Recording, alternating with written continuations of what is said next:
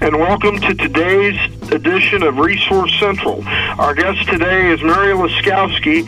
She is the coordinator in the Independence Office. Welcome to Resource Central, Mary. Thank you. Thank you very much. When we spoke, getting ready for this interview, you specifically had a topic that you wanted to talk about, and it was inclusion. What does inclusion mean to you, and how successful have you been in your efforts for inclusion? Okay, first of all, you have to decide and find out that people aren't included. Because sometimes we ignore that. We don't even know who's not included, who's included. We're too busy with our own things. The Independence Office specifically is known for helping people. Word of mouth goes around, and they come in here and they say, well, they said you can help me, and I tell them I'll try. Inclusion is very important because a community is not strong unless the people who live in it all are responsible and contributing what they can to that community.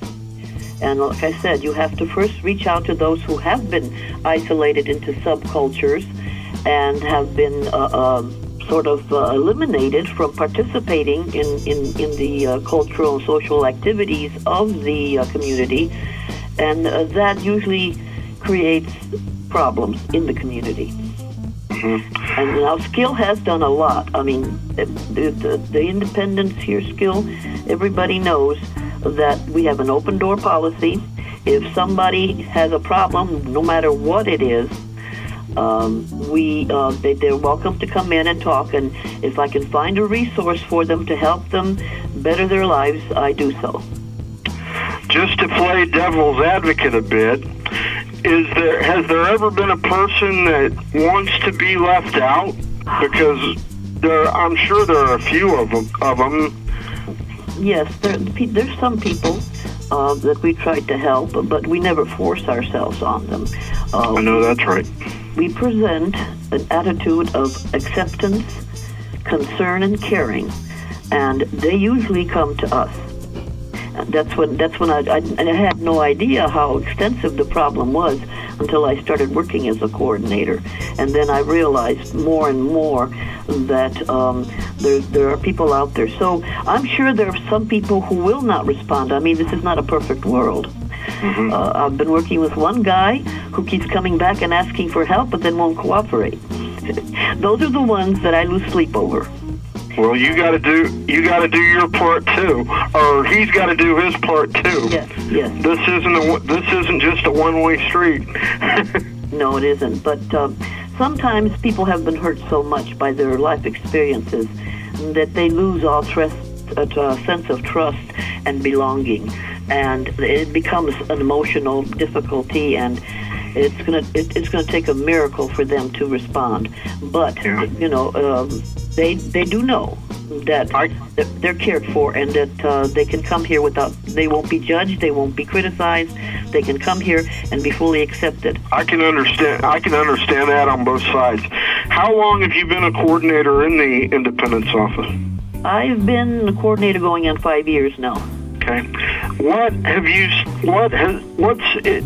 is specifically going on in the Independence Office right now? Okay, we deal with a variety of problems. A person might come in because their home is falling apart. They don't have the money to fix it. They want to see if I can find some help. But along with that, there's other problems going on. Okay? Mm-hmm. And so I listen carefully to what they're saying, and then I try to point them in the direction of all the resources that are available to them, whether it's housing or help with utility bills or food or independent living, home community-based services. I try to contact the right people. I try to follow up with them also. That's important. I tell them we're beginning a process. You want some help, and I'm willing to try and help you, but we have to work together, and you need to communicate with me, and you need to communicate with the agencies that are going to also be involved in helping. I think that guy that you were talking about needs to hear that again. For some people, it's hard to trust others, I guess. I guess so. Well, That's just the way it is sometimes. And, I don't remember the number of people that I've helped. Put new air conditioning and heating central units through USDA, roofs, floors, porches, ramps. But the ones that I can't help, those stay with me. They stay with me, and I keep thinking about them. Sometimes it takes a year, but I somehow find a way to help them. The community itself here, we realized that some of the elderly people weren't getting the help they needed because they either weren't old enough for the USDA home repair grant, which is 62, or they made maybe a couple dollars more than they should have, and so they were kind of left out.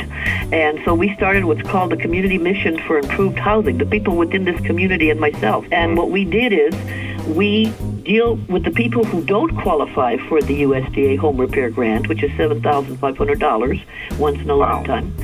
And when they can't get that help, we deal with them on one-on-one, and we evaluate the situation. We have volunteers who actually go to the home and see what their situation is, and they come to us. We don't go looking for them. They come to us.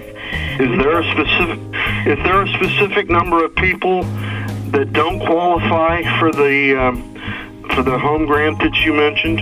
Yes, sir. As a matter of fact, this year, since January, we have done 12 homes. Wow. Yeah. Painting them, putting new roofs on. I mean, it took off like a wildfire, and I think God's blessed us because this is a good thing we're doing. We're sharing. This is what I'm talking about, inclusion. You see the people in your community, and when you can, you include them, you welcome them to the community, and by showing good deeds and by doing good things, that's the best way you can do that. Is there a specific thing that you do, like picnics or I don't know? Yes, what other things? We have picnics once a year. We have a picnic, community customer appreciation, and the whole community is welcome. You don't have to be skill associated to come. And this year we had 120 people. That was on August 12th. That's awesome. For this little town, yeah, it's pretty good. And then on Thanksgiving, we're going to have a Thanksgiving dinner. And the interesting part of it is that this is how important that integration is. Most of the things that we fed the people, the food that we fed them with, and the prizes were donated by the community. All the prizes, all the food. And now for Thanksgiving, well, last year we got 13 turkeys, and they were all donated. We didn't have to spend a penny on them. Oh, that's awesome! That is definitely inclusion. Let me say this about skill, because we are talking about what we do, and I am not talking about just what we do. I'm talking about what skill does. Okay, and skill is a very important part of this Montgomery County and other counties community. I have never seen, and I've lived in Arizona and Chicago, I have never seen a dedicated a group of people who actually care about other people and actually are out there looking to make their lives better.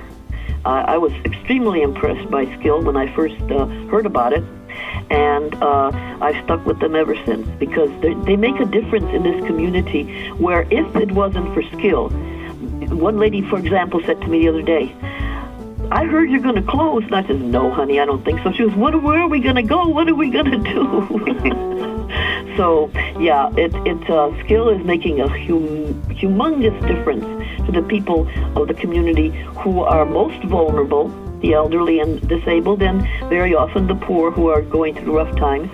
And our president, Sherry Courtney, is really one of the most impressive, caring people that I've met in my life.